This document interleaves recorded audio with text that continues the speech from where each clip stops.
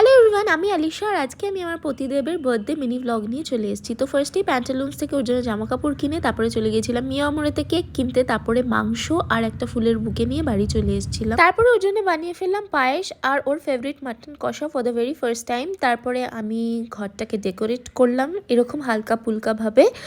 আর এরপরে স্যার চলে আসলো, তো এসে ও একটুখানি খুঁজছিল ঘরে কোথায় কি ডেকোরেশন কি সারপ্রাইজ আছে ওর জন্য, বাট মাটনটা ওর কাছে একদমই আনএক্সপেক্টেড ছিল। তারপরে যে জামা প্যান্টটা ওর জন্য কিনে এনেছিলাম সেটাও পরলো, পরে ওটাও সারপ্রাইজিংলি খুব ভালো লাগলো। তারপরে আমরা কেক কাট করলাম।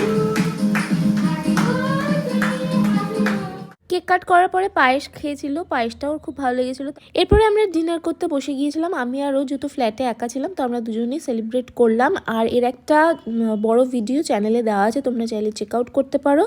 নেক্সট আর কিছু ভিডিও আসতে চলেছে।